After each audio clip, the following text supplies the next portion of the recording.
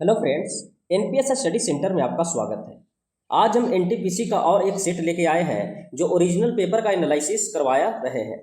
अगर हम बात करते हैं आज का पेपर का, तो आज का पेपर 11/1/2021 का हम करवाएंगे, जो 10 साढ़े 10 का ए में पेपर हुआ था। आपको बता देते हैं कि 2021 में जो भी प्रीवियस पेपर हुआ है एनटीपीसी का, वो मिक्सिंग हम करवा रहे हैं, जो ग्रेजुएट हो या अंडर ग्रेजुएट हो। तो आप अगर एनटीपीसी का तैयारी अगर कर रहे हैं तो यहाँ से आप हूबहू ओरिजिनल पेपर से एनालिसिस कर सकते हैं कि किस हिसाब से किस सब्जेक्ट में कितना प्रश्न बना था। तो अगर हम बात करते हैं इसी तरीका से एनटीपीसी में, आपको एनटीपीसी का अगर बात करेगा तो एनटीपीसी में जीए के साथ साथ मैथ का भी सेशन चलाया जा रहा है। जीए के साथ साथ मैथ का भी सेशन चलाया जा रहा है, तो इसको भी आप देख सकते हैं। अगर जिन कैंडिडेट ने एलपी, जेई और टेक्नीशियन का पेपर लगा हुआ है, आपको पता है कि एलपी, जेई और टेक्नीशियन का पेपर जिनका लगा हुआ है, तो हम फिजिक्स और केमिस्ट्री यहाँ फास्ट रिवीजन करवा रहे हैं चैप्टर वाइज, जो रेलवे के द्वारा पूछा गया प्रीवियस पेपर ही है। तो यहाँ से आप फास्ट रिवीजन लगा सकते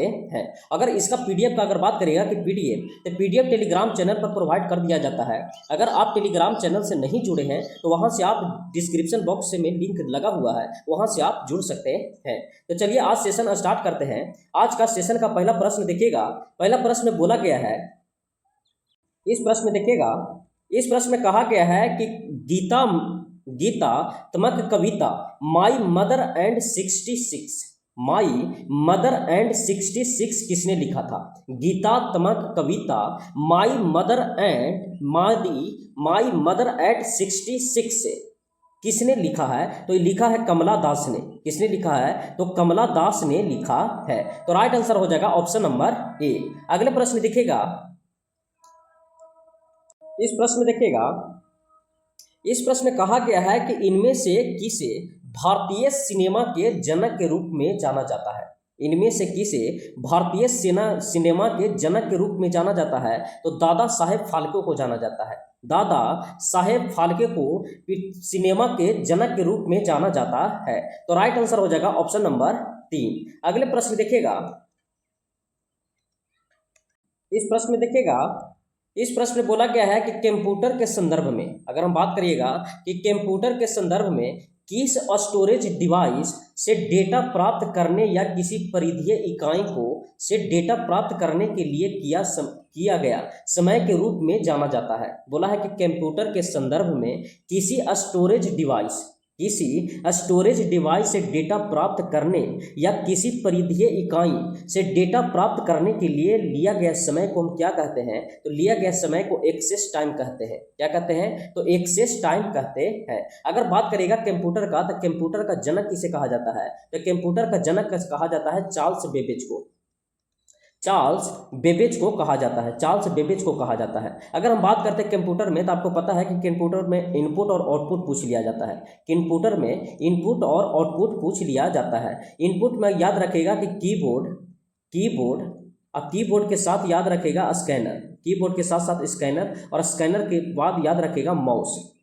ये इनपुट डिवाइस है। अगर आउटपुट डिवाइस का बात करेगा तो आउटपुट में होता है प्लॉटर हो गया, और फिर याद रखेगा स्पीकर।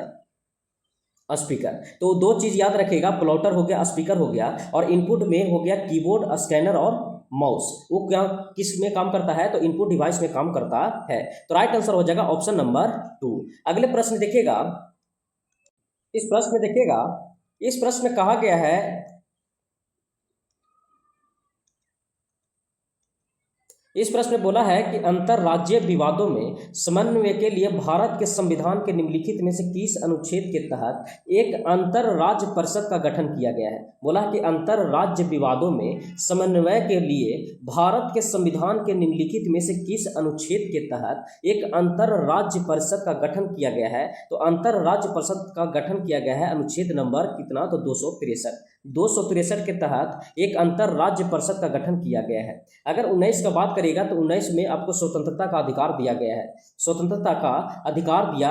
है। अगर स्वतंत्रता के अधिकार का अगर बात करिएगा तो आपको स्वतंत्रता का अधिकार कहाँ से कहाँ आता है? तो 19 से 22 तक आर्टिकल तक मिलता है। 19 से 22 तक स्वतंत्रता का अधिकार है। अगर 256 का बात करिएगा तो राष्ट्र जो लगेगा वो राज्यों में राष्ट्रपति शासन लगता है। अगर बात करेगा कि राष्ट्रपति शासन लगता है, राष्ट्रपति शासन लगता है 356 के तहत। राष्ट्रीय आपातकाल का अगर बात करेगा कि राष्ट्रीय आपातकाल कब लगता है, तो राष्ट्रीय आपातकाल लगता है। तो राष्ट्रीय आपातकाल हो गया 352, राष्ट्रपति शासन हो गया 356। और आपसे प्रश्न पूछा है कि 263 का आर्टिकल किसमें यूज होता है, तो भारत के संविधान के किस अनुच्छेद के तहत एक अंतर्राज्यीय परिषद का गठन किया गया है, तो अनुच्छेद 263 के तहत। अगर 19 का बात करेगा तो आपको पता है कि 19 जो है स्वतंत्रता का अधिकार में है, स्वतंत्रता का अधिकार में है। इसे हम बात करते हैं पुतला जलाने की स्वतंत्रता, पुतला जलाने की स्वतंत्रता। अगर बात करते हैं कि पुतला जलाने की स्वतंत्रता का, तो पुतला जलाने की स्वतंत्रता भी किस में दिया गया है, तो आर्टिकल नंबर 19 में दिया गया है। और आरटीआई फाइल करने की स्वतंत्रता भी किस में दिया गया है, तो आर्टिकल नंबर 19 में दिया गया है। तो इसका राइट आंसर हो जाएगा ऑप्शन नंबर 2। अगले प्रश्न देखिएगा, इस प्रश्न में कहा गया है कि सांची स्तूप शहर के पास स्थित है। अगर हम बात करते हैं सांची स्तूप, तो सांची स्तूप कहाँ स्थित है, तो भोपाल में स्थित है। सांची स्तूप भोपाल में स्थित है। अब भोपाल कहाँ पड़ता है, तो एमपी में पड़ता है। आपको पता है कि सांची स्तूप किसने बनवाया था, तो सम्राट अशोक ने बनवाया था। अगर बात करेगा कि किसने बनाया था, तो सम्राट अशोक ने बनवाया था। सम्राट अशोक ने बनवाया था सांची स्तूप। अगर एमपी का अगर बात करेगा तो आपको पता है कि एमपी में कान्हा पन्ना, अगर बात करेगा कि कान्हा पन्ना और पेंच, कान्हा पन्ना और पेंच नेशनल पार्क कहाँ पड़ता है, तो एमपी में पड़ता है। अगर बांधवगढ़ भी पूछेगा कि बताइए बांधवगढ़ कहाँ पड़ता है, तो बांधवगढ़ भी पड़ता है कहाँ, तो एमपी में पड़ता है। तो इसका राइट आंसर हो जाएगा ऑप्शन नंबर ए। अगले प्रश्न देखिएगा, इस प्रश्न में बोला गया है, कहा गया है कि 1992 में, अगर बात करेगा कि 1992 में ब्राजील में आयोजित हुई United Nations conference on environmental and development UNCD को किस नाम से जाना जाता है। 1992 में ब्राजील में आयोजित हुई United Nations conference on environmental and development को किस नाम से जाना जाता है, तो नाम से जाना जाता है पृथ्वी शिखर सम्मेलन के नाम से जाना जाता है। पृथ्वी शिखर सम्मेलन के नाम से जाना जाता है। अगले प्रश्न देखिएगा, इस प्रश्न में कहा गया है, बोला गया है कि कृषि, अगर बात करेगा कि कृषि आपदा निगरानी के लिए भारतीय प्रौद्योगिकी संस्थान कानपुर के द्वारा परिकल्पित और विकसित नैनो सैटेलाइट के नाम क्या है। कृषि और आपदा निगरानी के लिए भारतीय प्रौद्योगिकी संस्थान कानपुर के द्वारा परिकल्पित और विकसित नैनो सैटेलाइट का नाम क्या है, तो नैनो सैटेलाइट का नाम था जुगनू। नैनो सैटेलाइट का क्या नाम था, तो जुगनू नाम रखा गया था। अगले प्रश्न देखिएगा, इस प्रश्न में कहा गया है कि यूएन के 8वें महासचिव बान की मून मूलतः कहाँ के निवासी हैं। यूएन के 8वें महासचिव बान की मून मूलतः कहाँ के निवासी हैं, तो निवासी कहाँ के थे, तो साउथ कोरिया के थे। दोस्त बता देते हैं कि करंट अफेयर्स का ही प्रश्न था, लेकिन हमको ये प्रश्न लाने के मेन मकसद था यूएन के बारे में बताना था। अगर हम बात करते हैं यूएन के बारे में, तो गठन जो हुआ था वो 24 अक्टूबर 1945 को इनका गठन हुआ था। 24 अक्टूबर 1945 का गठन हुआ था। अगर बात करेगा कि इनका हेडक्वार्टर कहाँ पड़ता है, तो हेडक्वार्टर पड़ता है न्यूयॉर्क में हेडक्वार्टर पड़ता है। अगर साथ में बताइएगा कि अस्थायी अध्यक्ष कितना है, तो अस्थायी अध्यक्ष का अगर बात करेगा तो अस्थायी अध्यक्ष कितने हैं, तो 5 अध्यक्ष है। अगर बात करेगा 5 में कौन कौन है, तो यूके हो गया, यूएस हो गया, फिर बात करेगा तो रसिया हो गया, रसिया के बाद चाइना हो गया, और चाइना के बाद एक लास्ट कौन होता है, तो फ्रांस हो गया। तो ये 5 वो अस्थायी अध्यक्ष है। अगर अस्थायी का बात करेगा कि अस्थायी सदस्य कितना है, अस्थायी सदस्य का बात करेगा तो अस्थायी सदस्य कितना, 10 है। अगर इसका कार्यकाल बात करेगा तो कार्यकाल कितना है, तो 2 साल है। इसका कार्यकाल कितने होता है, तो 2 साल का होता है। अगर बात करेगा कि इसमें अंग कितने हैं, तो अंग का अगर बात करेगा तो 6 अंग इसमें है, 6 अंग पड़ता है। अगर सदस्य का बात करेगा कि इसमें कितने सदस्य है, तो टोटल 193 सदस्य है यूएन का। तो गठन 24 अक्टूबर 1945, हेडक्वार्टर न्यूयॉर्क में है, अस्थायी अध्यक्ष 5 है, यूके, यूएस, रसिया, चाइना और फ्रांस। अगर अस्थायी अध्यक्ष का बात करेगा तो 10 है जो अस्थायी अध्यक्ष है, और जिसका कार्यकाल कितना होता है, तो 2 साल का होता है। अगर बात करेगा कि यूएन का कितने अंग है, तो 6 अंग होता है। कितने मेंबर है, तो 193 मेंबर है। अगर यही बात करेगा कि कितने भाषा है, अगर भाषा का अगर बात करेगा कि भाषा कितने हैं, तो भाषा भी इसमें 6 है। 6 भाषा भी याद रखिएगा। अगले प्रश्न देखिएगा, अगले प्रश्न में कहा गया है, इस प्रश्न में बोला गया है, कहा गया है कि किसने टिप्पणी की थी कि साउथ अफ्रीका महात्मा को बनाया था। बोला है कि किसने टिप्पणी की थी कि साउथ अफ्रीका ने महात्मा को बनाया था। तो महात्मा को बनाया था, ये टिप्पणी जो किए थे वो चंद्रन देव नेशन ने किए थे। चंद्रन देव नेशन ने ये टिप्पणी किए थे कि साउथ अफ्रीका ने महात्मा को बनाया था, चंद्रन देव नेशन ने किए थे।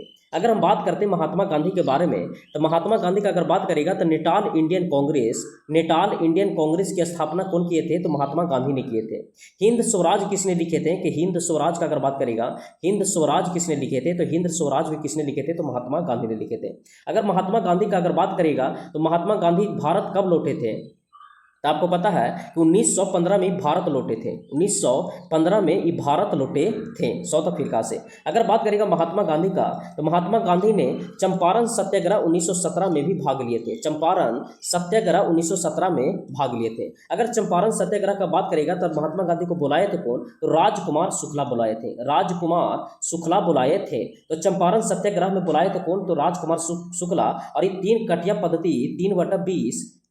पद्धति को समाप्त करने के लिए लाया गया था। अगर महात्मा गांधी के साथ में कौन कौन आए थे? तो राजेंद्र प्रसाद जी थे। बात करेगा कि राजेंद्र प्रसाद थे, जेबी कृपलानी जी थे, और साथ में अनुग्रह नारायण भी थे। अनुग्रह नारायण भी साथ में आए थे। तो इसका राइट आंसर हो जाएगा ऑप्शन नंबर 2। अगर बाल गंगाधर तिलक का अगर बात करिएगा, तो बाल गंगाधर तिलक को भारत की अशांति का जनक किनको कहा जाता है? तो बाल गंगाधर तिलक को कहा जाता है। ठीक है, इसी तरीका से बाल गंगाधर तिलक अगर बात करेगा तो बाल गंगाधर तिलक ने 2 पत्रिका चलाए थे, एक केसरी चलाए थे। अगर बात करिएगा तो एक केसरी चलाए थे, एक मराठी चलाए थे। एक केसरी और एक मराठी चलाए थे कौन? तो बाल गंगाधर तिलक ने। जवाहरलाल नेहरू का बात करेगा तो जवाहरलाल नेहरू को 1929 में पूर्ण स्वराज की मांग किए थे। तो पूर्ण स्वराज की मांग कौन किए थे? तो जवाहरलाल नेहरू ने किए। तो कब मांगे थे? तो 1929 में मांग किए थे। तो इसका राइट आंसर हो जाएगा ऑप्शन नंबर 2। बिपिन चंद्रपाल का अगर बात करेगा तो पता है कि गरम दल का नेता कौन कौन थे? तो बाल गंगाधर तिलक, बिपिन चंद्रपाल, और साथ में लाल बाल पाल लाला लाजपत राय भी थे। अगले प्रश्न देखिएगा। इस प्रश्न में कहा गया है कि भारत में किंग जॉर्ज पंचम और क्वीन मैरी के स्वागत के लिए 1911 में गेटवे ऑफ इंडिया के पारंपरिक शैली बनाया गया था। भारत में किंग जॉर्ज पंचम और क्वीन मैरी के स्वागत के लिए 1911 में अगर बात करेगा कि 1911 में गेटवे ऑफ इंडिया का पारंपरिक शैली बनाया गया था इंडो सार सैनिक शैली में बनाया गया था। अगर हम बात करते हैं 1911 का, तो 1911 में पता है कि बंगाल विभाजन को रद्द किया गया था। अगर हम बात करते हैं कि बंगाल विभाजन लागू कब हुआ था, तो 1905 में बंगाल विभाजन को लागू कौन किए थे? तो लॉर्ड कर्जन ने किए थे। लॉर्ड कर्जन ने बंगाल विभाजन किए थे। अगर बंगाल विभाजन को रद्द कब किया गया था? तो रद्द किया गया था 1911 में। 1911 में बंगाल विभाजन को रद्द किया गया था। और इस समय अगर बात करेगा कि बंगाल से बिहार को भी अलग कर दिया गया था। बंगाल से बिहार को अलग किया गया था कब? तो 1911 में ही किया गया था। तो इसका राइट आंसर हो जाएगा ऑप्शन नंबर 4। अगले प्रश्न देखिएगा। इस प्रश्न में कहा गया है कि आधुनिक विद्युत जनरेटर का सिद्धांत कार्य करता है। आधुनिक विद्युत जनरेटर किस सिद्धांत पर काम करता है? तो विद्युत चुंबकीय प्रेरणा के सिद्धांत पर काम करता है। विद्युत चुंबकीय प्रेरणा के सिद्धांत पर काम करता है। और ये प्रेरणा दिए थे कौन? तो फैराडे ने दिए थे। अगर बात करते हैं, फैराडे ने कहा था कि अगर फ्लक्स कटेगा तो ईएमएफ जनरेट होगा। फ्लक्स अगर कटेगा, आपको हम बता देते हैं, जैसे नॉर्थ पोल हुआ और ये साउथ पोल हुआ, जब प्रकाश चुंबकीय बल रेखाएं इस तरीका से निकलेगा, तो कोई भी चालक अगर इसमें से लगाइएगा कोई भी चालक को, और इस चालक को अगर घुमाइएगा, इस चालक को अगर घुमा दीजिएगा तो फ्लक्स कटेगा तो ईएमएफ जनरेट होगा। फ्लक्स कटेगा तो ईएमएफ या धारा जनरेट होगा। और ये बात किसने कहा था? तो फैराडे ने कहा था। और इसी फैराडे पर या विद्युत चुंबकीय प्रेरणा पर भी कौन काम करता है? तो जनरेटर काम करता है। जनरेटर किस पर काम करता है? तो विद्युत चुंबकीय प्रेरणा के सिद्धांत पर ही काम करता है। और ये लॉ दिया था या नियम दिया था कौन? तो फैराडे ने दिया था। तो राइट आंसर हो जाएगा ऑप्शन नंबर 3। अगले प्रश्न देखिएगा।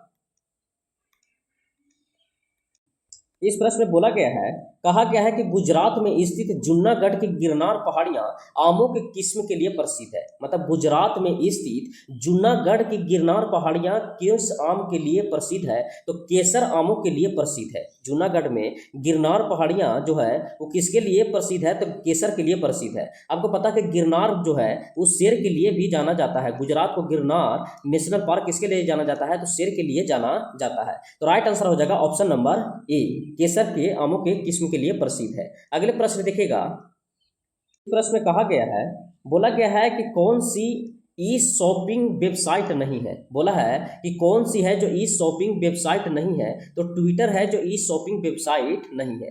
ट्विटर ई शॉपिंग वेबसाइट नहीं है। अगर बात करिएगा तो ये सब जितना है, पेपरीफायर हो गया, फ्लिपकार्ट हो गया, जॉबिंग हो गया, ये सब है जो शॉपिंग वेबसाइट है, लेकिन ट्विटर है जो शॉपिंग वेबसाइट नहीं है। अगले प्रश्न देखिएगा, इस प्रश्न में बोला गया है, कहा गया है कि गन्ने के पौधे का रासायनिक ऊर्जा में बदलने वाले प्रभावी परिवर्तकों में से एक है। मतलब गन्ने के पौधे को रासायनिक ऊर्जा में बदलने के लिए कौन सा परिवर्तक में काम करता है? तो सूर्य के प्रकाश काम करता है। सूर्य के प्रकाश काम करता है। तो गन्ने के पौधे को सूर्य के प्रकाश को रासायनिक ऊर्जा में बदलने वाले प्रभावी परिवर्तक माना जाता है। तो राइट आंसर हो जाएगा ऑप्शन नंबर 2। अगले प्रश्न देखिएगा, इस प्रश्न में कहा गया है, बोला गया है कि अंतर्राष्ट्रीय परमाणु ऊर्जा एजेंसी की स्थापना किस वर्ष की गई थी? अंतर्राष्ट्रीय परमाणु ऊर्जा एजेंसी की स्थापना किस वर्ष किया गया था? तो 1957 में किया गया था। 1957 में अंतर्राष्ट्रीय परमाणु ऊर्जा एजेंसी की स्थापना किया गया था। अगर बात करेगा कि अंतर्राष्ट्रीय परमाणु ऊर्जा एजेंसी का हेडक्वार्टर कहाँ पड़ता है? तो इसका हेडक्वार्टर पड़ता है ऑस्ट्रिया वियना में। कहाँ पड़ता है? तो ऑस्ट्रिया वियना में इसका हेडक्वार्टर पड़ता है। ऑस्ट्रिया वियना में इसका हेडक्वार्टर पड़ता है। तो ऑस्ट्रिया वियना में इसका हेडक्वार्टर पड़ता है। बात करेगा कि गठन कब हुआ था? तो 1957 में गठन हुआ था। तो ऑस्ट्रिया वियना इसका राजधानी याद रखेगा, हेडक्वार्टर, और इसका गठन याद रखेगा कि 1957 में अंतर्राष्ट्रीय परमाणु ऊर्जा एजेंसी की स्थापना किया गया था। अगले प्रश्न देखिएगा, इस प्रश्न में कहा गया है, बोला गया है कि एक अलग अनुशासन के रूप में मैक्रो इकोनॉमिक्स के संस्थापक जनक के रूप में किसे जाना जाता है? बोला कि एक अलग अनुशासन के रूप में मैक्रो इकोनॉमिक्स के संस्थापक जनक के रूप में किसे जाना जाता है? तो जॉन मेनार्ड कीन्स को जाना जाता है। जॉन मेनार्ड कीन्स को जाना जाता है। तो राइट आंसर हो जाएगा ऑप्शन नंबर 4। अगले प्रश्न देखिएगा, इस प्रश्न में कहा गया है, बोला गया है कि सहसंयोजक बंध दो परमाणुओं के बीच इलेक्ट्रॉन के साझेदारी के परिणाम स्वरूप निर्मित होते हैं ताकि दोनों पूरी तरह से भरे हुए कोष को प्राप्त कर सके। सहसंयोजक बंध दो परमाणुओं के बीच इलेक्ट्रॉनों की साझेदारी के परिणाम स्वरूप निर्मित होते हैं ताकि दोनों पूरी तरह से भरे हुए कोषों को प्राप्त कर सके।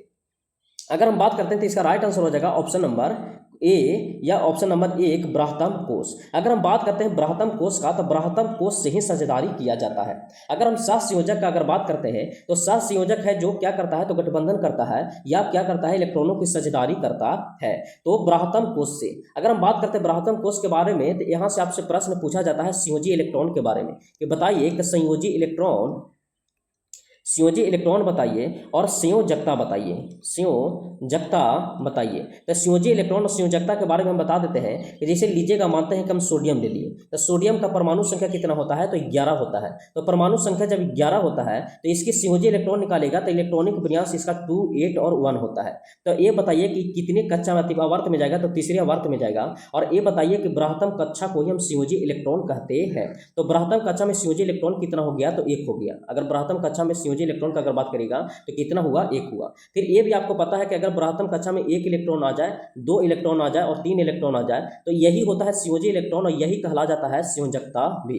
तो संयोजकता भी इसका कितना हो जाएगा? तो 1 हो जाएगा। अगर 5, 6 और 7 आ जाए, अगर 1 सेकंड, अगर संयोजकता का अगर हम बात करते हैं कि अगर संयोजकता में मानते हैं कि संयोजी इलेक्ट्रॉन में अगर 5, 6 और 7 आ जाता है, तब संयोजकता की अगर बात करेगा कि तब संयोजकता क्या होगा? तो उस समय संयोजकता होगा 8 माइनस संयोजी इलेक्ट्रॉन। 8 माइनस संयोजी इलेक्ट्रॉन तो घटाइएगा, जिसे आपको हम बता देते हैं एग्जाम्पल, लिखित क्लोरीन होता है 17 में। तो ये बताइए, इसको बनाइएगा इलेक्ट्रॉनिक विन्यास तो 287 बनता है। तो ये बताइए कि इलेक्ट्रॉन संयोजी इलेक्ट्रॉन कितना आया है? तो 7 आया है। तो संयोजी इलेक्ट्रॉन जब 7 आया है तो संयोजकता निकालने के लिए 8 माइनस 7 निकालिएगा तो 1 आ जाएगा। तो इसका 1 आ जाएगा संयोजकता। तो ये बात समझ गए होंगे, संयोजी इलेक्ट्रॉन असंयोजकता प्रश्न में पूछ लिया जाता है। ये बताइए सहसंयोजक का गुण जो होता है वो बृहत्तम कक्षा से ही होता है। अगले प्रश्न देखिएगा, अगले प्रश्न में बोला, इस प्रश्न में देखिएगा, इस प्रश्न में बोला गया है कि आंख की फोकस दूरी समायोजित कर निकट और दूर की वस्तुओं पर ध्यान केंद्रित करने की क्षमता आंख को एक कहा जाता है। बोला है कि आंख की फोकस दूरी को समायोजित कर निकट और दूर की वस्तुओं पर ध्यान केंद्रित करने की क्षमता को या आंख को क्या कहा जाता है, तो समंजन क्षमता कहा जाता है, समंजन क्षमता कहा जाता है। अगर हम आंख की बात करेगा तो आंख से दो प्रश्न आपसे पूछेगा कि बताइए प्रकाश को नियंत्रित कौन करता है। अगर बात करते हैं कि प्रकाश को नियंत्रित किसने करता है, तो प्रकाश के नियंत्रक का अगर पूछेगा तो प्रकाश का नियंत्रित कौन करता है, तो पुतली करता है। प्रकाश के नियंत्रित कौन करता है, तो पुतली करता है। लेकिन ये बताइए बोलेगा कि पुतली को नियंत्रित कौन करता है, तो पुतली को करता है, एक सेकंड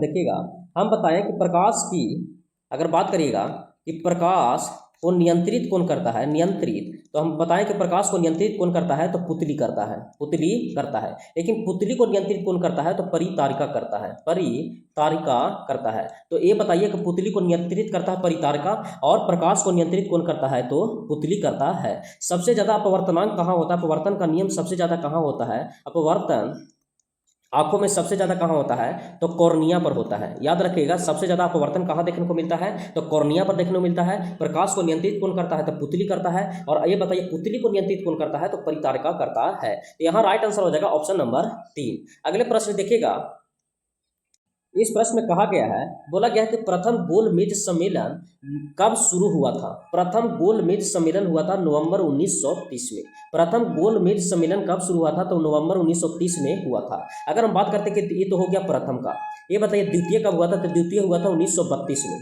अगर हम बात करते हैं यहाँ कि प्रथम गोलमेज सम्मेलन कब हुआ था, तो 1930 में प्रथम गोलमेज सम्मेलन हुआ था, प्रथम गोलमेज सम्मेलन हुआ था। अगर द्वितीय बात करेगा कि द्वितीय कब हुआ था, तो द्वितीय हुआ था 1971 में, 1931 में हुआ था द्वितीय पंचवर्षीय द्वितीय गोलमेज सम्मेलन। अगर तृतीय गोलमेज सम्मेलन का बात करेगा तो 1932 में हुआ था तृतीय गोलमेज सम्मेलन। अगर बात करेगा कि महात्मा गांधी किस गोलमेज सम्मेलन में भाग लिए थे, तो द्वितीय गोलमेज सम्मेलन में महात्मा गांधी जी भाग लिए थे।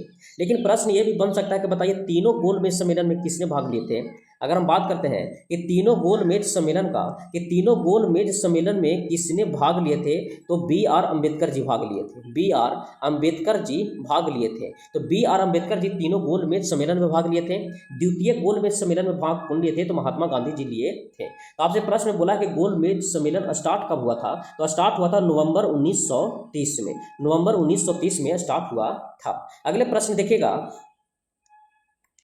इस प्रश्न में बोला गया है कि भारत में परमाणु ऊर्जा की गतिविधियों को निगरानी के लिए परमाणु ऊर्जा आयोग की स्थापना की गई थी। बोला कि भारत में परमाणु ऊर्जा की गतिविधियों की निगरानी के लिए परमाणु ऊर्जा आयोग की स्थापना कब की गई थी, तो परमाणु ऊर्जा आयोग की स्थापना किया गया था अगस्त 1948 में। अगस्त 1948 में परमाणु ऊर्जा आयोग की स्थापना किया गया था। तो राइट आंसर हो जाएगा ऑप्शन नंबर 4। अगले प्रश्न देखिएगा, इस प्रश्न में कहा गया है कि लखनऊ कढ़ाई की किस पारंपरिक कला के लिए प्रसिद्ध है। बोला है कि लखनऊ कढ़ाई की किस पारंपरिक कला के लिए प्रसिद्ध है, तो ये चिकनकारी के लिए प्रसिद्ध है, चिकनकारी के लिए प्रसिद्ध है। कौन सा, तो लखनऊ। अगर फुलकारी का अगर बात करेगा तो कौन प्रसिद्ध है, तो पंजाब, फुलकारी के लिए पंजाब हो गया। और चिकनकारी के लिए कौन प्रसिद्ध है, तो लखनऊ प्रसिद्ध है। अगले प्रश्न देखिएगा, इस प्रश्न में कहा गया है कि भारत रत्न से पुरस्कार प्रथम प्राप्तकर्ता और स्वतंत्र पार्टी 1959 के संस्थापक कौन थे। बोला है कि भारत रत्न पुरस्कार के प्रथम प्राप्तकर्ता और स्वतंत्र पार्टी के संस्थापक कौन थे, तो ये थे सी राजगोपालाचारी, सी राजगोपालाचारी जो प्रथम भारत रत्न से भी प्राप्तकर्ता थे। अगर भारत रत्न का अगर बात करिएगा तो भारत रत्न मिला था कब, तो 1954 में स्टार्ट हुआ था या दिया गया था। 1954 में किनको दिया गया था, तो 1954 में चंद्रशेखर आजाद को भी, चंद्रशेखर वेंकट रमन को दिया गया था, चंद्रशेखर वेंकट रमन को दिया गया था। दूसरा अगर बात करेगा तो दूसरा में सी राजगोपालाचारी को भी दिया गया था, सी राजगोपालाचारी को दिया गया था। और तीसरा बात करेगा तो तीसरा सर्वपल्ली राधाकृष्णन को भी दिया गया था, सर्वपल्ली सर्वपल्ली राधाकृष्णन को भी दिया गया था। तो याद रखिएगा कि भारत रत्न 1954 में 3 आदमी को दिया गया था। एक दिया गया था चंद्रशेखर वेंकट रमन को दिया गया था, फिर सी राजगोपालाचारी को दिया गया था और फिर सर्वपल्ली राधाकृष्णन को दिया गया था। और ये कब दिया गया था? तो 1954 में दिया गया था, जो फर्स्ट बार हुआ था। तो आपसे प्रश्न बोला कि भारत रत्न पुरस्कार के प्रथम प्राप्तकर्ता जो स्वतंत्र पार्टी 1959 का संस्थापक कौन थे? सी राजगोपालाचारी थे। अगले प्रश्न देखिएगा, इस प्रश्न में कहा गया है कि दुनिया के बाकी देशों के साथ किसी एक देश के लेन देन को संक्षेप में बताने वाले खाते समूह को क्या कहा जाता है? बोला कि दुनिया के बाकी देशों के साथ किसी एक देश के लेन देन को संक्षेप में बताने वाले खाते समूह को क्या कहा जाता है? तो खाते समूह को कहा जाता है भुगतान शेष कहा जाता है, बैलेंस पेमेंट कहा जाता है। तो राइट आंसर हो जाएगा ऑप्शन नंबर 4। अगले प्रश्न देखिएगा, इस प्रश्न में बोला है कि बंगाल के नवाब सिराजुद्दौला प्लासी की लड़ाई में किस वर्ष हारे थे? बोला है कि बंगाल के नवाब सिराजुद्दौला प्लासी की लड़ाई में किस वर्ष हारे थे? तो ये हारे थे 1757 में ये हारे थे। अगर बात करेगा कि उस समय बंगाल का गवर्नर कौन थे, तो गवर्नर थे रॉबर्ट क्लाइव थे उस समय बंगाल का गवर्नर, जिस समय सिराजुद्दौला प्लासी के युद्ध में हारे थे। प्लासी का युद्ध हुआ था कब? तो 1757 में हुआ था। तो राइट आंसर हो जाएगा ऑप्शन नंबर 1। अगले प्रश्न देखिएगा,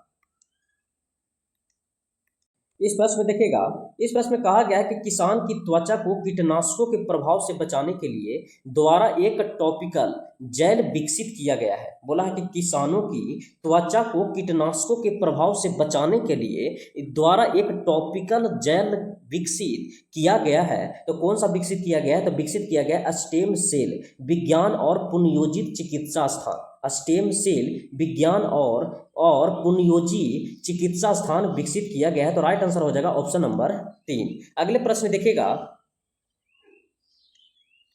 इस प्रश्न में बोला गया है कि कौन सा एकल चिप आधारित उपकरण है जो अपने आप में एक पूर्ण प्रोसेसर और अंक गणित और तार्किक संचालन करने में सक्षम है? बोला है कि कौन सा एकल चिप आधारित उपकरण है जो अपने आप में एक पूर्ण प्रोसेसर और अंक गणित और तार्किक संचालन करने में सक्षम है? तो कौन सा होता है? तो माइक्रो प्रोसेसर होता है। तो राइट आंसर हो जाएगा ऑप्शन नंबर 1। अगले प्रश्न देखिएगा, इस प्रश्न में कहा गया है, बोला गया है कि 1929 की महामंदी इनमें से किस क्षेत्र में शुरू हुई थी? बोला 1929 की महामंदी इनमें से किस क्षेत्र में शुरू हुआ था? तो शुरू हुआ था उत्तरी अमेरिकी में शुरू हुआ था। बोला कि 1929 की महामंदी इनमें से किस क्षेत्र में शुरू हुई थी? तो शुरू हुई थी उत्तरी अमेरिका में शुरू हुई थी। अगले प्रश्न देखिएगा, इस प्रश्न में कहा गया है, बोला गया है कि सहायक संधि या सहायक गठबंधन 1798 में द्वारा तैयार एक गैर हस्तक्षेप नीति थी। बोला है कि सहायक गठबंधन 1798 में द्वारा तैयार एक गैर हस्तक्षेप नीति किसने लागू किया था? तो लागू किया था लॉर्ड वेलेजली ने। अगर हम बात करते हैं इसमें कि सहायक संधि किसने लाया था, तो लॉर्ड वेलेजली ने लाया था। और कब लाया था? तो सहायक संधि 1798 में लाया था, तो वेलेजली। अगर बात करेगा इसका कार्यकाल का, तो आपको पता है कि 1798 से 1805 तक वेलेजली का कार्यकाल था। 1798 से 1805 तक वेलेजली का काम था। सहायक संधि कौन लाया था? तो लॉर्ड वेलेजली लाया था। अगर कॉर्नवालिस का अगर बात करेगा, तो कॉर्नवालिस नागरिक सेवा का जनक कहा जाता है। नागरिक सेवा का जनक अगर बोलेगा कि नागरिक सेवा का जनक किसे कहा जाता है, तो नागरिक सेवा का जनक कहा जाता है। साथ में अगर याद रखेगा अस्थाई बंदोबस्त लाया था। अस्थाई बंदोबस्त किसने लाया था? तो लाया था कॉर्नवालिस ने लाया था। नागरिक सेवा के जनक कॉर्नवालिस को कहा जाता है। अस्थाई बंदोबस्त किसने लाया था? तो लॉर्ड कॉर्नवालिस ने लाया था। अगर हम बात करते हैं इरविन के बारे में, आपको पता है कि इरविन के समय में सविनय अवज्ञा आंदोलन भी हुआ था इसी के समय, सविनय अवज्ञा आंदोलन इसी के समय हुआ था। अगर बात करेगा दांडी यात्रा भी, तो दांडी यात्रा भी इसी के समय हुआ था। अगर बात करेगा लॉर्ड इरविन के साथ भी एक सम्मेलन हुआ था, इरविन समझौता, और इरविन समझौता कब हुआ था, तो 1931 में हुआ था। और 1931 में ही द्वितीय गोलमेज सम्मेलन में महात्मा गांधी ने भाग लिए थे, द्वितीय गोलमेज सम्मेलन में महात्मा गांधी ने भाग लिए थे। तो राइट आंसर हो जाएगा ऑप्शन नंबर 3। अगले प्रश्न देखिएगा, प्रश्न देखिएगा, इस प्रश्न में कहा गया है कि भारत में निम्नलिखित में से किस पहाड़ी को ब्लू माउंटेन कहा जाता है, ब्लू माउंटेन के रूप में जाना जाता है, तो नीलगिरी की पहाड़ी को जाना जाता है, नीलगिरी की पहाड़ी को जाना जाता है। अगर बात करेगा खासी पहाड़ियां, गारो खासी जयंतियां कहाँ पड़ता है, तो मेघालय में पड़ता है, मेघालय में। तो मेघालय में गारो खासी जयंतियां कहाँ पड़ता है, तो मेघालय में पड़ता है। ये बताइए ब्लू माउंटेन किसे जाना जाता है, तो नीलगिरी की पहाड़ी के नाम से जाना जाता है। अगले प्रश्न देखिएगा, इस प्रश्न में देखिएगा, बोला कि राष्ट्रीयकरण के बाद इंपीरियल बैंक ऑफ इंडिया के नाम से बदलकर भारतीय स्टेट बैंक कर दिया गया। आपको हम बता देते हैं कि इंपीरियल बैंक कब था, तो 1921 में था, और इसी को राष्ट्रीयकरण कर दिया गया कब, 1955 में। 1955 में राष्ट्रीयकरण कर दिया गया, और 1955 में इसको नाम का दे दिया गया, तो एसबीआई नाम दिया गया, स्टेट बैंक ऑफ इंडिया नाम दे दिया गया। तो प्रश्न बोला है कि बताइए कि राष्ट्रीयकरण कब हुआ था, तो 1955 में राष्ट्रीयकरण करने के बाद इंपीरियल बैंक ऑफ इंडिया को नाम बदलकर भारतीय स्टेट बैंक ऑफ इंडिया कर दिया गया।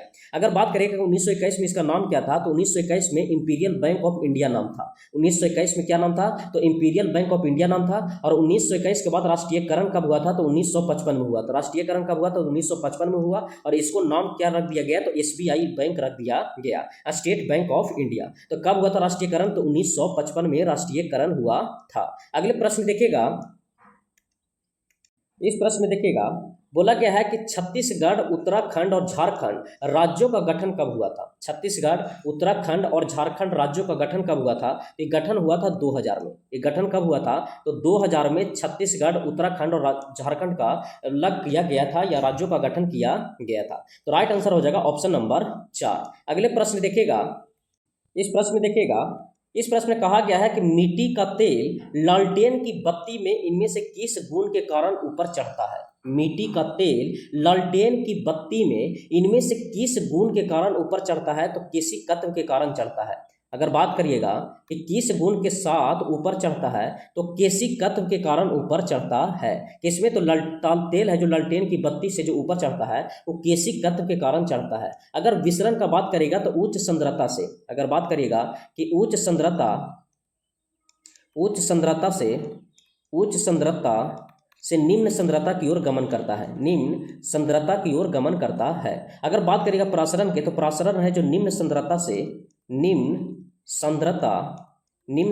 से उच्च सांद्रता की ओर गमन करता है, उच्च सांद्रता की ओर गमन करता है, उच्च सांद्रता की ओर गमन करता है। तो याद रखेगा, प्रसारण के एग्जाम्पल लिख लीजिएगा, किशमिश है जो प्रसारण का एग्जाम्पल है। अगर विसरण का बात करेगा तो गर्म खाना का सुगंध जो फैल जाता है, वो उच्च सांद्रता से निम्न सांद्रता की ओर फैल जाता है। एक गर्म खाना का याद रखिएगा, गर्म खाना का जो सुगंध फैल जाता है वो किसके कारण, तो विसरण के कारण। प्रसारण में किशमिश होता है जो निम्न सांद्रता से उच्च सांद्रता की ओर गमन करता है। केशिकत्व होता है जो तेल लालटेन की बत्ती से ऊपर चढ़ता है। अगर गुरुत्वाकर्षण का अगर बात करिएगा, तो गुरुत्वाकर्षण है जो सबसे कमजोर बल है, सबसे कमजोर बल कौन सा है, तो सबसे कमजोर बल माना जाता है गुरुत्वाकर्षण को माना जाता है। अगर गुरुत्वाकर्षण बल का अगर बात करेगा, तो गुरुत्वाकर्षण बल बराबर होता है Gm1m2 बटा r² होता है, Gm1m2 बटा r² होता है। अगर G का बात करेगा, तो G का मान किसने दिया था, तो G का मान होता है 6.67 गुने 10⁻11 न्यूटन मीटर पर kg square, newton metre square बटा kg स्क्वायर होता है, न्यूटन मीटर स्क्वायर बटा kg स्क्वायर होता है। और ये दिया था कौन, तो केवेंडिश ने दिया था। तो याद रखिएगा कि कैपिटल जी का मान किसने दिया था, तो केवेंडिश ने दिया था। और मान होता है कितना था, 6.67 गुने 10⁻11 न्यूटन मीटर स्क्वायर बटा kg स्क्वायर होता है। और गुरुत्वाकर्षण बल एक बहुत कमजोर बल है। तो राइट आंसर हो जाएगा केसी तत्व। अगले प्रश्न देखिएगा, इस प्रश्न में बोला गया है कि रक्त है जो ऊतक का एक प्रकार है। रक्त ऊतक का प्रकार है, संयोजी ऊतक का प्रकार है। रक्त है जो संयोजी ऊतक का प्रकार है। याद रखिएगा, रक्त है जो संयोजी ऊतक का प्रकार है। अगर रक्त का बात करेगा तो इसको 3 भागों में बांटते हैं। आरबीसी हो गया, ये दूसरा होता है डब्ल्यूबीसी, और तीसरा होता है प्लेटलेट्स। तीसरा जो होता है वो तीसरा क्या होता है, तो तीसरा होता है प्लेटलेट्स। याद रखिएगा, तीसरा होता है प्लेटलेट्स, दूसरा होता है डब्ल्यूबीसी, और तीसरा होता है पहला होता है आरबीसी। आरबीसी को हम बोलते हैं एरिथ्रोसाइट, इसको हम बोलते हैं एरिथ्रोसाइट, इसको बोलते हैं ल्यूकोसाइट, इसको बोलते हैं हम थ्रोम्बोसाइट। तो याद रखिएगा, आरबीसी को एरिथ्रोसाइट बोलते हैं, डब्ल्यूबीसी को हम बोलते हैं ल्यूकोसाइट, और प्लेटलेट्स को हम क्या बोलते हैं, तो एरिथ्रोसाइट बोलते हैं। तो रक्त को भी 3 भागों में बांटा गया है। तो राइट आंसर हो जाएगा ऑप्शन नंबर सी। अगले प्रश्न देखिएगा, इस प्रश्न में कहा गया है कि अर्थशास्त्र के संदर्भ में एसएलआर का पूर्ण रूप क्या होता है। तो एसएलआर का पूर्ण रूप होता है statutory liquidity ratio. Statutory liquidity ratio इसका फुल फॉर्म होता है किसका, तो एसएलआर का, स्टैच्यूटरी लिक्विडिटी रेशियो। तो याद रखेगा, ऑप्शन नंबर इसका क्या हो जाएगा, तो ऑप्शन नंबर 4 हो जाएगा। तो दोस्त बता देते हैं कि लास्ट क्वेश्चन था जो सेट नंबर आज हम करवाए हैं, ये ऑप्शन नंबर क्या हो जाएगा, तो 84 का राइट आंसर हो जाएगा ऑप्शन नंबर 4। दोस्त बता देते हैं कि इसमें आपको 84 तक प्रश्न जीए का देखने को मिला है, जीए तक। आगे प्रश्न देखिएगा तो आगे आपको मैथ और रीजनिंग देखने को मिलेगा। मैथ और रीजनिंग आपको बताते हैं कि मैथ का भी एनालिसिस ओरिजिनल पेपर इस चैनल पर कराया जा रहा है। यहाँ से भी आप अनुमान लगा सकते हैं कि किस हिसाब से पेपर मेरा सेट किया जाता है, जो प्रीवियस के अकॉर्डिंग ही तैयारी करने में बेस्ट होगा। दोस्त बता देते हैं कि इसका पीडीएफ के लिए आप मेरे टेलीग्राम चैनल से जुड़ सकते हैं। मेरे टेलीग्राम चैनल है जो डिस्क्रिप्शन बॉक्स में लिंक दिया हुआ है, वहाँ से आप जुड़ सकते हैं। तो चलते हैं इस सेशन। अगर आपको अच्छा लगा है तो लाइक, सब्सक्राइब और कमेंट में जरूर राय दीजिएगा। इस सेशन को देखने के लिए धन्यवाद।